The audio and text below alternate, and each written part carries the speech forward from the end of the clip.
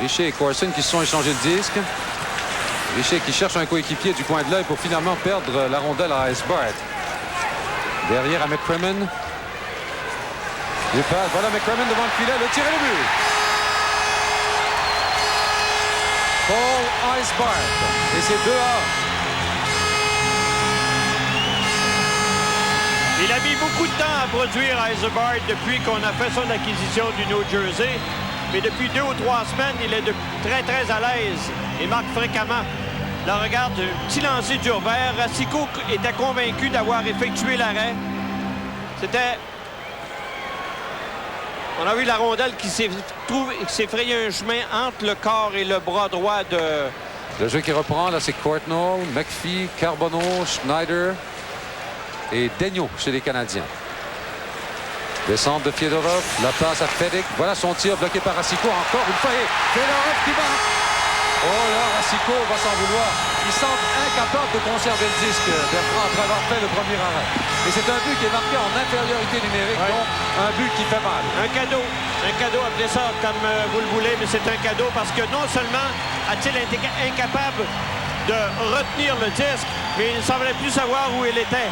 Et Fedorov qui s'est présenté juste d'une main, accroché partiellement par Carbonneau et Schneider, est quand même parvenu à pousser cette rondelle dans une cage à demi déserte. Un lent mouvement de réaction pour Racicot qui succombe devant Fedorov, dont c'est le 29e but de la saison. Et lui, sa meilleure année l'an dernier avec l'équipe de l'Armée rouge. Canadiens qui se défendent fort bien en infériorité numérique. Eiserman, la passe à bord et le but à Fiedorov plutôt. C'est Sergei Fiedorov, son 30e. Marqué en supériorité numérique. Ouais, on a dit en début de rencontre qu'il est capable de tout faire. C'est un bon tir, hein? Du poignet. Il ressemble véritablement à Eiserman. Regardez, là, il va choisir l'endroit où il va lancer, puis il va lancer directement à cet endroit-là. Quel beau joueur de hockey. Et quel boni, hein? On repêche un joueur comme lui à 20 ans, puis on se dit, bon, ben, avec un peu de chance, peut-être que dans 4-5 ans, il va arriver à Détroit. Bien, il s'est sauvé l'été passé. Il n'avait même pas averti son père qu'il allait s'échapper du pays. On disait en Union soviétique, son idole à lui, c'était Larionov.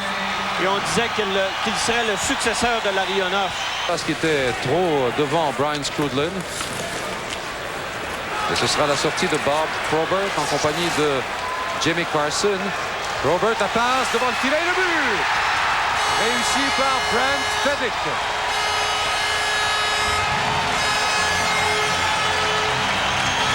T'as vu comment on s'est tassé devant Bob Probert? Oh, et regardez la physionomie de M. Burns. Pensez-vous qu'il n'est pas encore en train de penser à un changement de gardien de but? Fedek est un joueur ordinaire, avait l'air d'un joueur d'1 million de dollars sur ce jeu-là.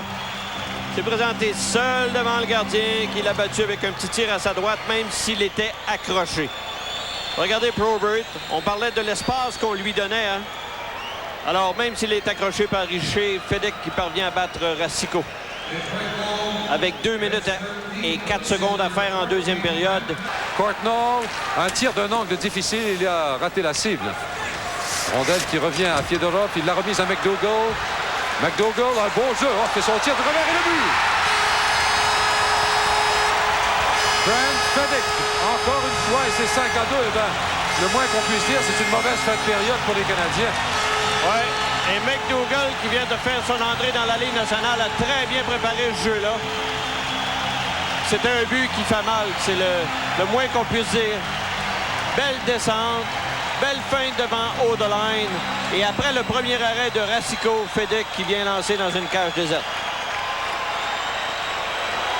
Regardez McDougall, beau maniement de bâton, hein? Bien contourné haut de line, belle feinte. Et il semble pas tellement timide pour un gars qui vient de faire son entrée dans la Ligue nationale et qui attendait depuis plusieurs années l'occasion de le faire.